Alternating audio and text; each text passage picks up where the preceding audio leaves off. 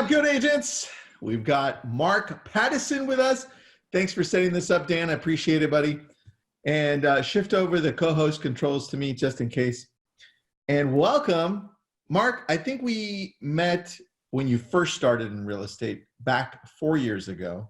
Yes. And like maybe a few months after. And then we kept on seeing each other at different events. I think at a few Tom Ferry events. And then we connected. And then we became friends, and I'm like, dude, you need to do a webinar with us. And the years passed, and we never did one. So yes, we finally have you here, man. And I'm really happy to have you here because even though we waited, you've just gotten better over the last few years. I mean, the last year, the numbers you just gave me, 126 million in volume and 242 units last year. That's insane. It seems so small. You know what? Maybe for you, but I'm a wuss, I feel like. I meet so many people that have so much more, but yes, it just means there's more opportunities. Yeah, but dude, you're doing this in San Diego too, where you have some pretty great competition out there, right? And a lot of people are out there that like Daniel Beer, Kyle Whistle, and a few other of our friends are doing great. So great job on that, man. But let's get right into it. How did you do this in less than 4 years? I mean, tell me where you started and what you thought of when you said, let's build a team. So I started out my career as a buyer's agent on a team. So I was out showing properties. You know, I had my max, I had 13 escrows my first year in 1 month close. So it was like 13 in the month of May. Wow. That was my first year. And where did those all come from? Online leads. Wow. So I had a few SOI. I'm not from San Diego either. So I moved to San Diego and said, I'm going to move to Southern California and be a real estate agent. And a lot of people, a lot of people laughed at me and they're like, oh, dime a dozen. I had a lot of people telling me, good luck. You're going to fail. I had that said to my face. What? Yeah. So I was just like, well, I was naive. I didn't know how competitive it was. Started out as a buyer's agent, and I figured the best place to do anything was to be on a team. So that's what I did. I signed up on a team, started selling, and did very well my first year. And, just took everything. And like you said, how many times we've ran into each other? I go to a lot of events, and I come back home and I implement. I think that's the difference from a lot of other agents out there, because you actually I see you at events, like every event that we go to, we see each other, and you go there and you actually do things about it. So tell me the transition from a team member into, I don't even know, was it a solo agent and then a team, or was it then just directly into a team that you built? It was directly into a team. So I was a buyer's agent on a team. I was the number one agent for the team that I was on, and transitioned from being there, stayed on that team, but had team members underneath me. Oh. So launched from there. And I always was on that team. And then I kind of started growing so much, he suggested that I checked out Big Block because Big Block was more set up for a team. So I started messaging Big Block and then kind of went to there, and that's been where I'm at. Dude, that's awesome. All right. So tell me now the beginning of building a team. When we build teams, so I've seen different types of teams. Some teams are built on a referral. Some teams are built on getting a lot of listings through mailers. Some teams are built different ways. How is your team built? Like, how do you feed its growth? So for my start, definitely I was a buyer's agent. I wasn't a listing agent or a head listing agent for a team. I was a buyer's agent with 1 year experience before I started deciding to do a team. Okay. So I had very little listing experience. So our focus for the last 2.5 years where I've had my team has been buyers. And everyone had told me, you got to list to last. You got to list to last, all this information. Well, we focused on buyers where I felt a lot of newer agents were focusing on the buyers. Mm-hmm. And I trained at such a high level that my agents were just knocking it out of the park with buyers, because all the list to last agents don't want to deal with buyers. So the only good people that are going after buyers, I felt, in the area was my team. So it was very weird. It was a very weird strategy, whereas a lot of people want listings because they don't want their phone ringing and have to go do showings. Well, in your first year or two of real estate, like, you kind of just got to do it. Yeah, you know what? I agree with you on that because I did the same thing as I was growing my team. Everybody was telling us, "Hey, look, it's all about listings. Go get the listings. Listings are going to make you last longer." And we went for buyers. So Well, you tell know what me happens? You know what all of our buyers have to do? what? Sell.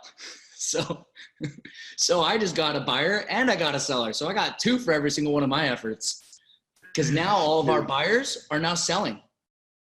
That's true, man. So where are your buyers primarily coming from? So we're doing a lot of online lead generation. So we have our own leads that we create, and we buy leads from, you know, the typical realtor, Zillow, Trulia, homes.com. I would say is that I get a lot of feedback from other teams and a lot of other agents, and they'll say Zillow sucks or realtor.com sucks or homes.com. And the only way that you personally can know is if you track and measure. So I track and measure all my lead sources. I know which ones are working for me. So for sure right now, I'm not necessarily doing all those lead sources, but you personally have to try it out for your market and your personality and what you work well with. For me, like some of those lead sources didn't work. So I cut it and I threw all of the money into another lead source. So I would have only known that by tracking and measuring and looking what my expenses were, what my ROI was, and how long it took to get there.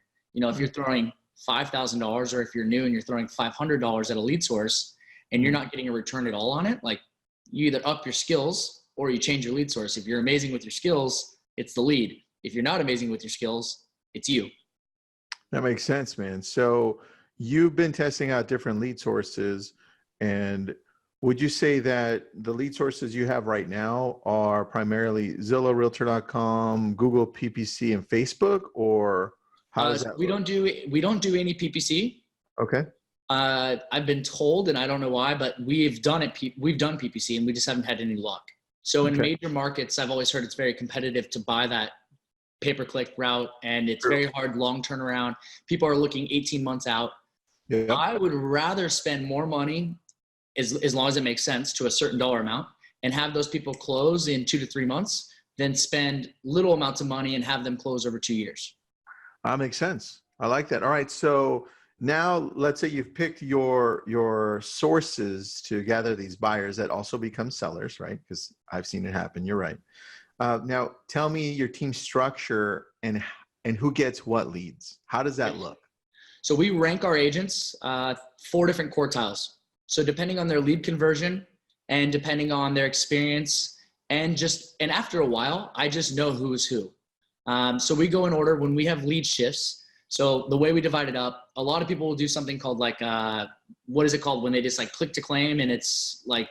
Yeah, speed to lead, right? Speed to lead kind of style. We do that. Round robin it too. I mean, depending on we don't do round robin. We do speed to lead, but we only do it. So 2 agents per lead shift.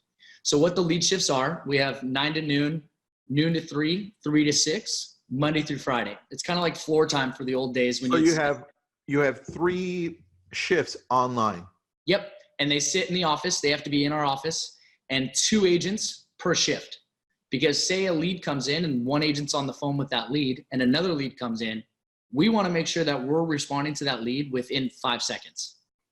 Okay. Not 30 seconds, not 5 minutes, all that. What does that response look like for somebody that's on floor time? Hey, this is Mark. You inquired about 123 Main Street. When would you like to see the home? Perfect. Super simple. Call, hang up. They don't answer. Call, hang up. Call, hang up. Don't leave a voicemail. We do war dialing. If they answer on the 3rd try and they're like, why are you calling me 3 times in a row? I'd be like, oh, I'm so sorry. I was trying to leave you a voicemail, but you inquired about 123 Main Street. When would you like to see the house? That's a beautiful shift, dude. I love that. Oh, I'm so sorry. But you weren't really leaving them a voicemail. And then you just text them. Then you text them, hey, you inquired about 123 Main Street. Because sometimes people will be at work clicking around and they can't answer their phone because they're in a cubicle, but they can text. And they don't know if it's an automated dialer or who's calling them. So you text them. So we do an acronym. It's called C-Test. And I made this up. I think I made it up, or I stole it from someone. It's one of those 2 for sure. It works. So it's call. So it's C-Test, C-T-E-S-T. It's call, text, email, search, meaning set them up on a search, and task, meaning set a follow-up task. So if you call them 3 times in a row like we talked about. And then if not, then you text them. And then if they don't answer that, then you email them. And I always do a bomb email. If your person answers your phone, don't go and do the text and the email. Only do it accordingly. Yeah, so don't set it up on automation. Automation's great, but you got to make it make sense. All right. So now you've been doing this for, you've had a team for about 3 years or two and a half? Probably 2.5. We've had an office space for 2 years. All right. So in 2.5 years, you've gone from zero. Well, it's zero as a team, right? Yeah. Because you were your own. I did 36 deals, and then I did 73 deals, and then I did 116, I think. Or maybe no, 100. Yeah, probably 116, and then I did 242. I love that, dude. All right. So are you currently working in your team? Like, are you listing and buying and doing all that, or no? No. I will work with SOI and past clients if they request me and if they are like amazing clients. So I just wrote an offer today for 1.25. It's an SOI person that I added to my SOI many months ago, sent them my mailers. They wanted to look at houses, so now I'm showing them. But if it were an online lead or something, I don't handle any of that. I help. So you're a true team. Got it. Yeah. You're a true team, right? I don't list. I don't do anything. Got it. Beautiful. There's a difference. So for those of you listening in, there are teams that call themselves teams where the leader is actually working in the team on a daily basis, listing and taking out clients to show property. And then there's the people that are working on their business like you are. You're helping it grow, you're managing, right? You're looking for that vision, right? That's what you're in charge of it, dude. Growth. That's what we're doing, sustained growth. And so with all these online leads coming through, your database is just growing massively and rapidly. So tell me, how do you maintain this database so that people remember you from the ones that you're closing? Because 242 closings is a lot, right? Yeah. Are you guys just kind of forgetting about them, or how are you making sure that they remember you on a weekly, monthly, yearly basis? You should have saw my Christmas party for our team, Porch Light, at my house. We had like 200 something people here. Oh, I bought frozen meatballs. I'm so cheap. I brought frozen meatballs and did crock pots and like made all the food, didn't even cater it, had sponsors. Because all it matters is what you take home at the end of the day. So you can spend. And so keeping in touch with these clients, what we do is we have a lot of vendors sponsored. Mm-hmm. So we had escrow, our handyman. We had people that actually are it's their clients, they came in and sponsored different stuff. So we did banners and had a good event, but that's how you keep in touch with past clients without harassing them. We do 4 events a year. We did a pumpkin patch event. We do happy hour at the office. So we did a pride party for San Diego Pride. We did another one for like a concert thing in August at our office. And we just buy a couple $100 worth of alcohol and we have a little get together in our office. And while at the office, we give out drink tickets. 2 per person, but we try to do this and we don't get everyone to do it, but you have to write a review to get a drink ticket. So, wait, do you do it on the spot right there? Yeah. Like break out your phone. I need a review. Holy crap. That's a brilliant idea. If you want a drink ticket, we were joking around. We were saying for our Christmas party, we're like, Susie, if you want another meatball, you have to write us another review. Hold on, dude. I'm writing that one down. You want a drink ticket? You need to review me right now. Just give me like Zillow. We have almost 500 reviews on Zillow for a young team. We're actually number 2 team in San Diego for most reviews. Wow, 500 reviews? Yeah, we're at 472, I think, or 474. And then we ask everyone. So if you sell a home, there's 2 buyers usually. We ask both buyers to write us a review. Smart. And you may get 1, you may get 2, you may get 0. So why not ask them both? And it really matters to get all those reviews. And you explain to them, hey, look, when you buy a house and you do upgrades on your home, you're going to want to edit those upgrades on your Zillow profile because it's going to change your Zestimate. And when you change those estimates, so in order to create a profile, you need to write me a review, and then we can start adding those changes as you do it, and it'll change your Zestimate as we go along, which is true. Yeah. If you do any upgrades, it does change their Zestimate, and Zestimate's, in my opinion, I don't think it's accurate. People are going to say differently in each market. Yeah. But it helps them increase their Zestimate. Well, dude, I have a question about this because we've done Zillow too, and we do Zillow, the reviews. What about Google reviews? You guys done those? Yeah, we've done them. We just haven't focused on them because I'm really adamant about beating the number 1 team in San Diego. He's my friend, and I just want to beat him. It's Kyle Whistle. He's the number 1 team in San Diego, and I admire him, and so I just want to beat their team. I love Kyle. We all love Kyle. He's so nice. I like him. Yeah, and talk about like sharing, and that's who I kind of surrounded myself with, was people that just are super grateful and willing to share. And every market's different, so I'm going to say some stuff, and people are going to be like, "Oh, that sucks. That's dumb." I'm sure. Great, it works for me, and I probably am dumb, but I'm happy. Yeah, look, it works in your area, dude. You take what you can from what you're listening to. That's why we're doing this. So, yeah, dude, after you beat Kyle, then go to Google. Do the same thing. Yes. Google, Facebook, all the different places to get reviews. So that's our way of keeping in touch with our past clients. We're touching them. We try each client 60 times a year. Each client 60 times. And this is past client, right? Past clients. Yes. Past client. We throw SOI in that mix too, because if it's people that know, like, and trust you, you don't necessarily need to come up with two systems. We invite our past clients, our hot leads, and our friends to all of our parties. They don't have to have bought a house from us, because when they're there and they haven't purchased a house from us, they kind of felt left out. It's true. I see what you're saying. So there was one thing you just reminded me when you said that. Yesterday we interviewed a top agent out of Long Beach. Her name is Barbara Betts, and it's just her and her husband. But she said something with what you said. You said you're touching them 60 times a year as your past. That's awesome. First of all, some people say it's spammy, but I think it's awesome. No, it's value. We do value, and it's funny. Good. You mix it up. Yeah. I love it. So people are like, well, the question is always, well, why are you touching them so much? They're not going to buy again. And then Barbara said something, and this was brilliant. She said, well, I'm not selling to them. I'm selling through them. Right. And I thought, oh, that's such a great quote. I'm going to steal that, Barbara. Yeah. Raving Fans.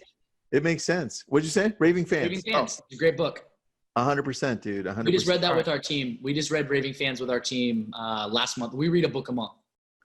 I love it. So you just read Raving Fans. We're finishing up Mindset by Carol Dweck. Oh yeah, I've got that book.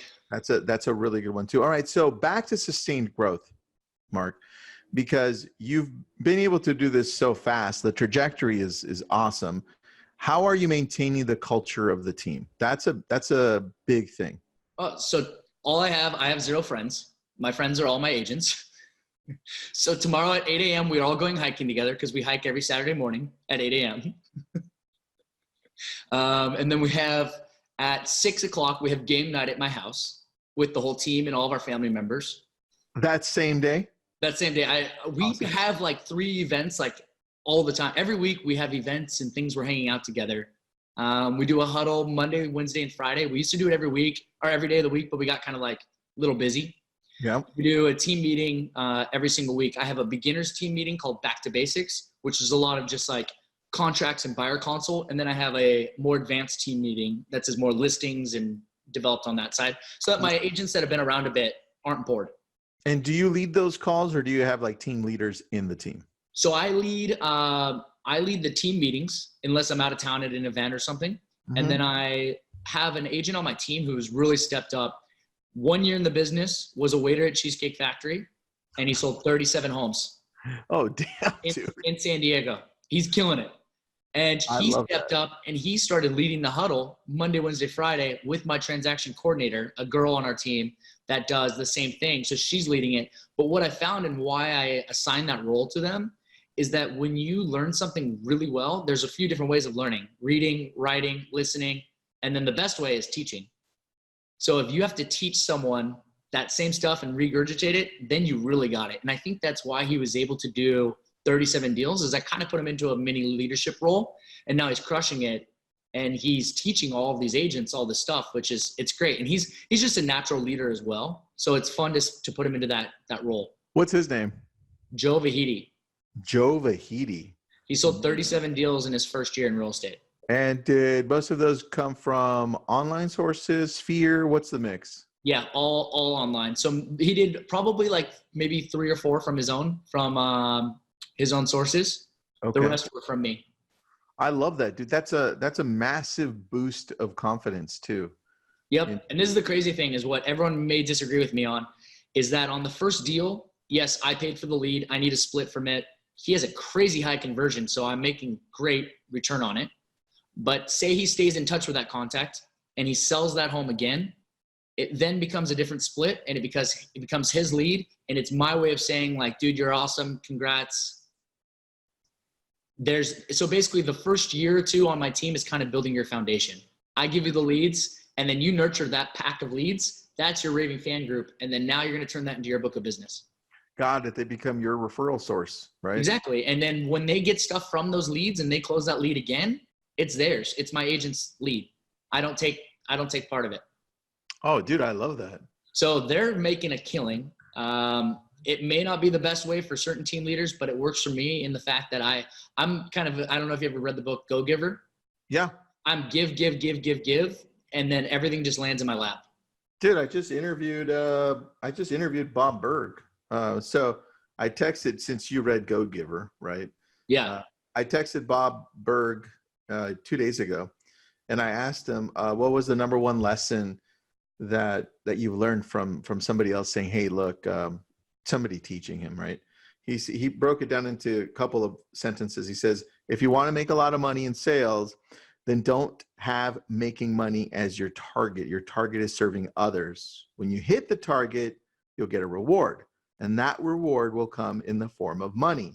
And you can do with that money whatever you choose, but never forget, the money is simply the reward for hitting the target. It's the target itself. The target is serving others. That's what you need to aim at. I was like, yep. That's beautiful. That's what you just said.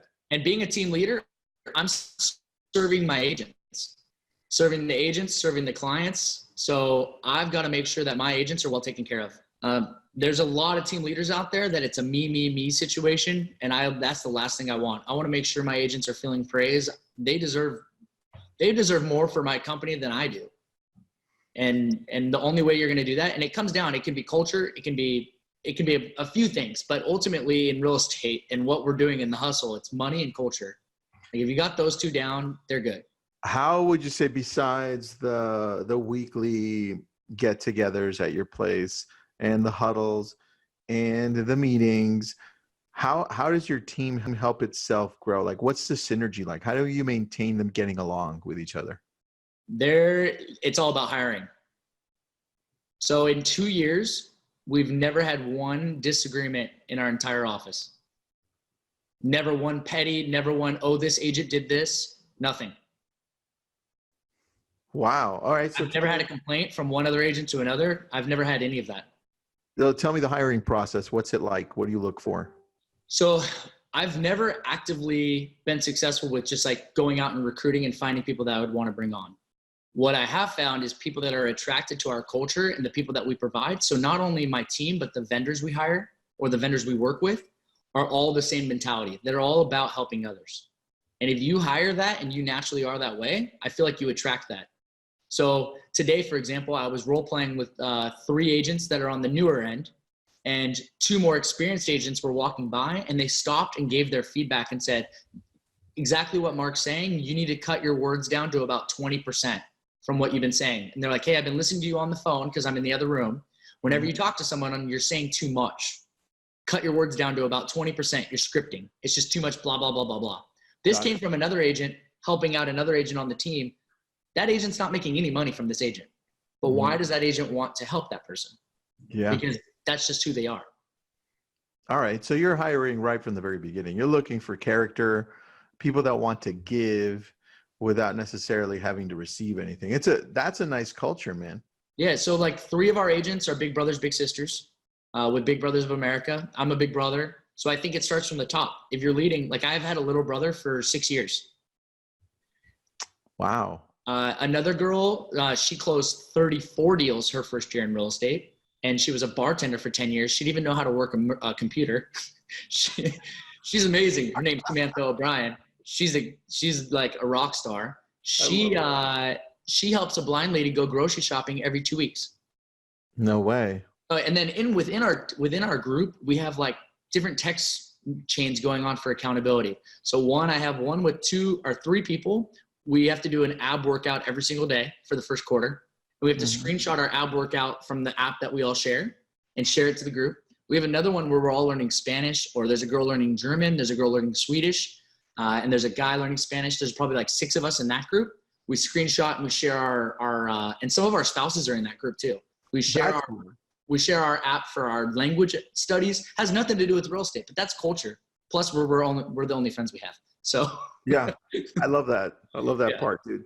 So how big is your team and what's it structured like? So we have 21 agents. We have a North team, so San Diego County is very large if you think of it. So we have a team that's in the hub by Balboa Park. That's our main, where our office is, where everything is. There's a North team of 3 agents in Carlsbad area. Okay. And then we have 2 agents in Riverside, which is another 2 hours north. Oh, cool. I didn't even know you were at Riverside now. That's awesome. We launched in Riverside at the end, like fall of last year. And last year we probably did, there's 2 agents there and they're both brand new and they did 6 deals. So it was like getting up and running. I'm starting to get their leads running to them really well. And it's working out fun. But this is the first time I've ever kind of done like an expansion team. I love that. What systems are you using right now for your team? Like CRMs, tools, things that are helping out? Yeah. So we have FirePoint for the back end. And we have YLopo integrated with FirePoint for the front end. So YLopo, if you guys have not used it, and FirePoint, if you have not used it, both are amazing. I've used other systems. I've switched around a little bit just because I like to do the A/B testing. Tristan, I know you've tried every system, but I don't get things for free. So I have to pay a startup and all that stuff. That's a big difference. Yeah, so I'm on FirePoint and YLopo, great systems. And then my lead sources are all automated into it. And I have it by zip code. So if it comes in, it goes to that lead or to that area. For my smaller areas where I only have 3 agents and 2 agents, it's that speed to lead thing. I don't have lead shifts. All right. So question about on the YLopo side, because that's one thing that I've been using for a longer time. And do you find that the leads that you get from online, wherever your sources, do you find that the dynamic ads, the retargeting through the dynamic ads brings them back to you, or is that not something that you're seeing? We see it. So it texts you when it says, hey, this person revisited your site from retargeting. So I get those texts on my phone. And then I have to go into the thing I do have to do is like, I go in and I'm like, is someone going after this person? So I kind of look after each little one. It's kind of cool though. It'll be like, hey, Susie Maloney came back after 21 days. So that's then my question is this then. How are those leads are already assigned to people? Or do you assign them once they re-engage because they were dead? It mixes. So I go and look at the agents. I try to keep less than 100 leads that are lead sources. So you've got your SOI and all that stuff in our FirePoint. But the lead sources that you're actively working with, your past clients and your SOI are over here. Your active ones should be less than 100. If you got 500 leads and you're like going through, it's hard to like actually get anything. So we always try to keep it under 100. So if you don't want a lead, you put it into the pond, because in FirePoint there's ponds, kind of picture buckets. You throw it into the leads you don't want pond. Hey, you may not be able to get in touch with them or they're not answering. And if you only can keep 100 of them, I find that it's a lot easier. Less is more. Yeah. You can focus a lot better. So then you limit all of your agents on your team, say, hey, look, keep it to 100, pick your top 100, the rest, throw them back into the pond, work on your 100 when you're done, or you want to get rid of some, then you can pick up 10 more, let go of 10. Yep. Yeah, and they can go through any of the ponds at any time. But for the lead shifts, we go in the way we order the lead shift is we allow the best agent to pick first. Sometimes the best agent doesn't pick any lead shifts because they've got other things going on. They're too busy that week or they're going out of town. So we have the best agent, then the next agent gets it. It's a clipboard and it's passed around at the team meetings. So if you want leads, you got to be at the team meeting. You can't make anyone do anything because they're all 1099. So team meetings are optional. But if you want lead shifts, you're like, well, you know what? If you want leads, you've got to freaking show up. Yeah, you got to show up. I can't give leads to someone who doesn't, come. And what are you looking at for a conversion rate here? I'm not the best at numbers. So on the disc profile, I have like 0C, but I know when it makes sense. Yeah, I know. You got a gut feeling. It's the same with me. I can look at it and just say, okay, I can look at our monthly conversion, and I'm not looking for like 5%, which 5% on a lot of these lead sources is good. But you really got to look at your cost per lead, and I know what my dollar amount of what I won't pay for a cost per lead. And that's where I found out. And through my certain sources, I know on this source, I won't pay more than $100 per lead. On this source, I won't pay more than $90 per lead. And then that's what I found out over time because I measured in the beginning. And now my agent's skills are so high, I don't necessarily have to worry about that. But in the beginning, I think it's very important that you measure that. How do you maintain your agent skills high or higher? And how do they keep learning? This morning, 8 a.m., we were role playing in the office all together. So we do role playing, which some of my agents have been on in real estate for 3 years, 6 years. 6 years is the most. We just got a guy that moved to San Diego and he joined our team. But most of them are newer. But even with 1 year, 2 years, 3 years experience, they're all role playing all the time. I love it. What about events? You see that they're going to a lot of events or no? Meaning like Tom Ferry. Well, we do like Tom Ferry. We do the Summit, which is like the big one for him. Yep. We don't necessarily do a ton of other things, but there's I think Winner Circle, which is the top 5% of our brokerage. Oh yeah, I love Winner Circle, dude. That's a good thing that Big Block does. 5 of our agents got into Winner Circle. So 5 out of 50 for the whole brokerage are from Porchlight. That's nuts. Yeah. So that's pretty cool. So I love that, dude. We have what about coaching? Are they in coaching? Do you coach them? Yeah. So some of them have their own coaches. 3 of them have their own Tom Ferry coach.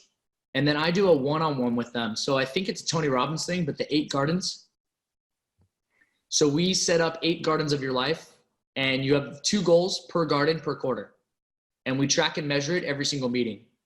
So for health, for example, I have to work out 63 times in the first quarter, and I track that. And I have accountability partners, like I was saying, the ab thing. I have accountability partners within my team for different things. And there's a lot of text threads that are within my team that I'm not part of because I'm not part of that accountability. So there's health, there's education. I want to read 2 books a month. There's wealth, like what do you want to save? What do you want to do with your money? Mm-hmm. There's all these different things. And so relationships. And so you have each garden of your life, and we do these one-on-ones with the team. How do you communicate with the team so that is there an app, text? Like we communicate by WhatsApp. That's how we all stay together. How do you do it? We have a text thread, and then we did Slack, and we went back to the texting. The team's like, I like the texting more. And I'm like, doesn't your phone go off crazy? And they're like, yeah, it doesn't bother me. Yeah, I actually prefer texting, but if you have an iPhone. Yes. If you don't have an iPhone, it messes everything up. One guy got a new phone and he got an Android, and then he went back that day. No, he went back that day, returned it, and got an iPhone. You're like, dude, you can't be on the team if you don't have an iPhone. Someone goes, hey, why isn't Virgilio in the text thread anymore? And I said, I fired him. And they're like, really? What did you do? And I was like, he got an Android. No. Dude, it complicates things. You can't name the messaging thing, and it just looks off. Kyle Whistle posted that and said, it's all fun and games until someone gets something besides an iPhone. Yeah, exactly. Well, I guess that'll be one of my interview questions. No. Dude, that's so good. All right, buddy. Well, anything you want to end with? Because I had a lot of fun here and a lot of learning here. I would say with the team, definitely create people that you want to be surrounded with. Hold them accountable, because that's what people join teams for. And keep them accountable. If you come up with something, bring it up every single meeting and have a revolving agenda that has a very simple template that you can talk about the same stuff over and over. Because if you come up with these ideas and you don't roll with it, you're not holding them accountable. And I think people join teams to be a part of. Dude, that's pretty powerful. I think it's the way to grow and sustain that growth is to make sure that accountability stays solid. You hit that right there, bro. For sure. Well, I appreciate it, man. That's the way to growth. And then you're going to hire the most wrong people. You'll fire. I didn't get where I'm at by like just all like perfect. It's still a growth thing. So agreed, man. Agreed. Well, I'll probably see you at the next time. I'll probably see you earlier because I'm always out in San Diego. So are you coming to Tom Ferry in like a couple weeks here in San Diego? No, not that one, dude. I wish, but I'll probably see you in the summer for sure. Yeah. We're always out there in the summer. Yeah. Or you can come down to San Diego anytime. I've got a few guest rooms now. Oh, dude, nice. A lot better than my 600 square foot duplex I lived in. It's much better than that. Yes. I love it, dude. Well, thank you, Mark. Appreciate it. And for those of you listening in, Mark is out of San Diego. He covers all of San Diego and not part of Riverside. So if you have any referrals you need to send out, go to Mark Pattison. He leads the Porchlight group. Is that what it is? Yep, Porchlight team with Big Block Realty. Awesome. Thank you so much, Mark. Appreciate it. Thanks for being on. Thanks, man.